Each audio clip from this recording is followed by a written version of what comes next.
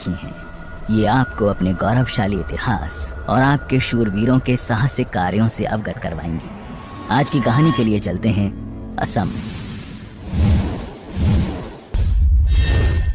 तकरीबन 1665 अहोम राज्य में कौन बनेगा बौरफुकन?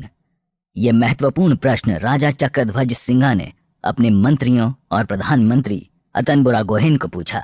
काफी विचार विमर्श के बाद सभी की नजर एक व्यक्ति पर पड़ी, लसित। आज से लसित होगा हमारा बौरफुकन। ये घोषणा कर राजा चक्रध्वज सिंघा ने लसित को अहोम सेना का मुख्याध्यक्ष बना दिया। बौरफुकन नाम नहीं, अहोम सेनापति का खिताब है। अहोम सेना की संरचना बहुत ही व्यवस्थित थी। एक देका 10 सैनिकों का, बोरा 20 सैनिकों का, सैकिया 100 सैनिकों का, हजारिका 1000 सैनिकों का, राजखोवा 3000 सैनिकों का, फुकन 6000 सैनिकों का संचालन करता था। बौरफुकन इन सभी का प्रमुख होता था। किंतु आपको लसित का महत्व समझने के लिए अहोम इतिहास का सारांश जानना जरूरी है। सन 1228 ईस्वी में असम में ताई अहोम वंश का शासन स्थापित हुआ, जो म्यांमार से आए थे। इस राजवंश ने सदियों तक खिलजी, तुगलक, इलियास शाही,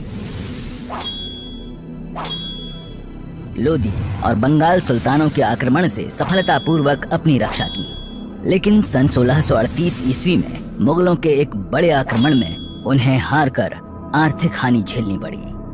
फिर सन 1658 में औरंगजेब मुगल बादशाह बना और सन 1661 में उसने अपने 2 प्रमुख सेनापतियों मीर जुमला और दिलेर खान को पहले बंगाल और फिर असम भेजा। अहोम साम्राज्य की एकता और शौर्य, जिनके बल पर उसने इतने लंबे समय तक सारे आक्रमणकारियों को सफलतापूर्वक रोक रखा था, अब टूटने लगी थी। इस हमले में वो पराजित हो गए। कई किले तो बिना कोई लड़ाई लड़े ही हाथ से निकल गए। अहोम के राजा जयध्वज सिंघा को पीछे हटना पड़ा और उन्होंने पूर्वोत्तर का बड़ा हिस्सा इस लड़ाई में खो दिया।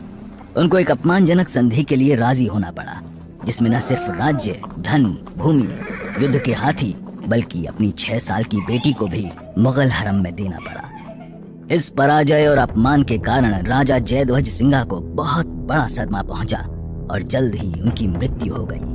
उनके बाद चक्रध्वज सिंघा को राजा बनाया गया और वहां से शुरू होती है लसित बोरफुकन की कहानी। लसित का जन्म सन 1620 में हुआ। उनके पिता मोमई तामुली बारबरू राज्य में एक उच्च पद पर अधिकारी थे। लसित को बचपन से ही राजकाज के कामों में रुचि थी। अपने परिश्रम से वो जल्दी ही 16 धारा बरुआ यानी शाही शॉल धारक बन गए, जो कि राज्य का प्रधान सचिव होता है। समय के साथ उन्हें कई और महत्वपूर्ण पदों पर आसीत किया गया, जैसे राजकीय घुड़शाला का अधीक्षक, राजा की सुरक्षा व्यवस्था का अधीक्षक इत्यादि। बोरफुकन बनने के बाद उनके सामने बहुत चुनौतियां थी। एक तरफ मुगलों की विशाल और संगठित सेना, जिनके पास शाइस्ता खान और दिलेर खान जैसे अनुभवी सेनापति थे, तो दूसरी तरफ अहोम की निराश और विभाजित सेना। अगले 4 सालों तक उन्होंने पूरा ध्यान सेना के निर्माण और अस्त्रों को जुटाने में लगाया। नए सैनिकों की भर्ती, जल सेना के लिए नौकाओं का निर्माण, युद्ध के हथियारों की आपूर्ति, तोपों का निर्माण, किलों के लिए मजबूत रक्षा प्रबंध इत्यादि। इन सब तैयारियों की मुगलों को भनक तक नहीं लग पाई, क्योंकि साथ में दोस्ती का दिखावा चलता रहा। ये राजनीतिक सूझबूझ और दूरदर्शिता का अत्यंत उत्तम उदाहरण था। सन 1667 में गुवाहाटी का फौजदार रशीद खान को बदलकर फिरोज खान को नियुक्त किया गया। वो बहुत ही अय्याश किस्म का व्यक्ति था। उसने चक्रध्वज सिंघा को सीधे सीधे असमिया लड़कियों को अपने पास भेजने का आदेश दिया। इस घटना ने आग में घी डालने का काम किया और लोगों को मुगलों के खिलाफ लड़ने के लिए जोश दिलाया। लसित ने गुवाहाटी के किले को मुगलों से छीनने का निर्णय लिया। उनके पास एक शक्तिशाली और निपुण जल सेना थी और साथ ही जासूसों का जाल था। हाँ, लेकिन कमी थी तो घुड़सेना की। घेराबंदी करने के महीनों बाद तक भी गुवाहाटी को स्वतंत्र नहीं करा सके, जिसकी रक्षा इटाकुली का किला कर रहा था। अंत में उन्होंने दूसरी योजना बनाई, जिसमें इस्माइल सिद्दीकी उर्फ बाग हजारिका के नेतृत्व में 10-12 सिपाहियों ने रात के अंधेरे का फायदा उठाते हुए चुपके से किले में प्रवेश कर लिया और मुगल सेना की तोपों में पानी डाल दिया। अगली सुबह ही लसित ने इटाकुली किले पर आक्रमण कर उसे जीत लिया और एक बार फिर से गुवाहाटी ने आजादी की सांस ली। जब औरंगजेब को इसके बारे में पता चला तो वो गुस्से से तिलमिला उठा। उसने मिर्जा राजा जयसिंह के बेटे राम सिंह को 70,000 सिपाहियों की बड़ी सेना के साथ लसित से लड़ने भेजा। दिलचस्प बात यह है कि राम सिंह के साथ सिखों के 9वें गुरु तेग बहादुर सिंह भी आसाम आए थे, पर उन्होंने युद्ध में भाग नहीं लिया। राम सिंह को डर था कि असामिया काला जादू और तांत्रिक विद्या में निपुण थे और उन्हें लगा कि गुरु तेग बहादुर इसे संभाल लेंगे। उधर लसित ने बिना एक पल गंवाए किलों की सुरक्षा मजबूत करने के लिए सारे जरूरी इंतजामों को चालू कर दिया। एक बार उन्होंने अपने ही मामा को लापरवाही के कारण सिपाही की जान को जोखिम में डालते हुए पकड़ा और तुरंत ही उनका सिर कलम करवा दिया। उनका कहना था कि चाचा मामा देश से बड़े नहीं होते। इस घटना ने लसित बोरफुकन को अपने ही सिपाहियों की नजरों में उठा दिया। सबको यह विश्वास होने लगा कि मुगलों से सामना करना नामुमकिन नहीं है। अहोम सेना जब तक छापामार या गुरिल्ला युद्ध कर रही थी तब तक राम सिंह पर भारी पड़ रही थी। राम सिंह ने फिर कपट का प्रयोग किया। लसित से नाराज सेना प्रमुखों को गद्दारी के लिए पैसों का लालच देकर अपनी ओर करने में कुछ हद तक सफल भी हुआ। फिर उसने अहोम सेना को खुले युद्ध के लिए उकसाया। लसित को पता था कि खुले युद्ध में मुगलों से जीत पाना असंभव है क्योंकि उनके पास बेहतरीन घुड़सेना है, लेकिन राजा चक्रध्वज सिंघा ने बेताब होकर सीधे युद्ध का आदेश दे डाला। अलाबोई के मैदानी युद्ध 1669 में अहोम सेना की भयानक हार हुई। लसित के 10,000 से ज्यादा सैनिकों को अपनी जान से हाथ धोना पड़ा, पर खुशकिस्मती से लसित बच निकले और राज्य को भी बचाए रखा। दुर्भाग्य से 1670 में राजा चक्रध्वज सिंघा का देहांत हो गया और उदयादित्य सिंघा नए राजा बने।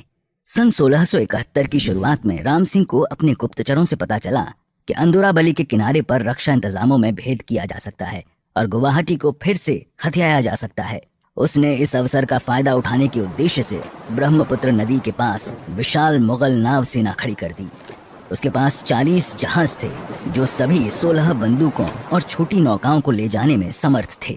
दुर्भाग्यवश लसित इस समय गंभीर रूप से इतने बीमार पड़ गए कि वो चल फिर भी नहीं पा रहे थे।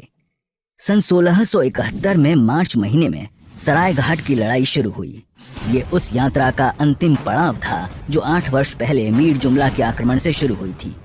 ये बहुत अनोखी लड़ाई थी, भारतवर्ष के इतिहास में शायद अकेली महत्वपूर्ण लड़ाई जो पूर्णतया नदी में लड़ी गई, विशालकाय ब्रह्मपुत्र नदी में। पहले तो अहोम सेना का प्रदर्शन और योजना फीकी साबित हुई और असमिया पीछे हटने लगी। जब लसित को इसके बारे में पता चला तो उन्होंने अपने वैद्य और ज्योतिष दोनों की इच्छा के विरुद्ध जाकर लड़ने का निर्णय लिया। उनका कहना था कि मुझे अकेला भी लड़ना पड़े तो मैं लड़ूंगा। जल में जो त्रिभुज बन गया था, कामाख्या मंदिर, अश्वक्लांता के विष्णु मंदिर और इटाकुली किले के बीच, उसमें घमासान लड़ाई हुई। असमिया सेना ने अपनी सालों की तैयारी और युद्ध की दक्षता का पूरा उपयोग किया। अहोम सेना ने काफी आधुनिक युक्तियों का उपयोग किया, जैसे पानीगढ़, जहां हथियार इकट्ठा कर शत्रु पर दागे जा सकते थे, नाव से रचे हुए पुल जो छोटे किले बन गए, अहोम की बच्छारी नाव जो मुगलों की नाव से छोटी थी पर ज्यादा तेज और खतरनाक।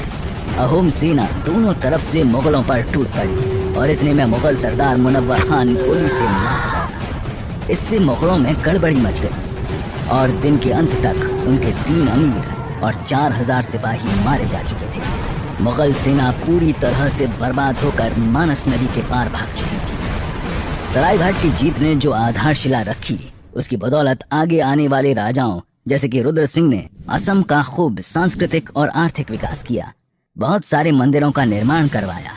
मुगल जीत शायद अपने साथ सर्वनाश, सांस्कृतिक विनाश और मुगल गुलामी लाती, लेकिन लसित बोरफुकन और बाग हजारिका उर्फ इस्माइल सिद्दीकी जैसे लोगों की बहादुरी और प्रभावशाली नेतृत्व के कारण ये हो नहीं सका। अफसोस, सन 1671 में लसित अपनी बीमारी के चलते इस युद्ध के कुछ दिन बाद चल बसे। सन 1682 में एक आखिरी युद्ध हुआ जिसमें अहोम सेना ने इटाकुली किले से मुगलों को भगा दिया और मुगल फिर कभी असम की ओर नहीं आए। लसित बोरफुकन, अतन बोरगोहेन और बाग हजारिका जैसे वीर पुरुष आसाम में तो बहुत प्रसिद्ध हैं, किंतु आसाम के बाहर बहुत लोग इनकी घटनाओं को नहीं जानते। पर गर्व की बात है कि हर साल 24 नवंबर को आसाम में लसित दिवस मनाया जाता है। आशा है कि ऐसे महापुरुषों की ख्याति बनी रहे, बढ़ती रहे और आने वाली पीढ़ियों का मार्गदर्शन करती रहे।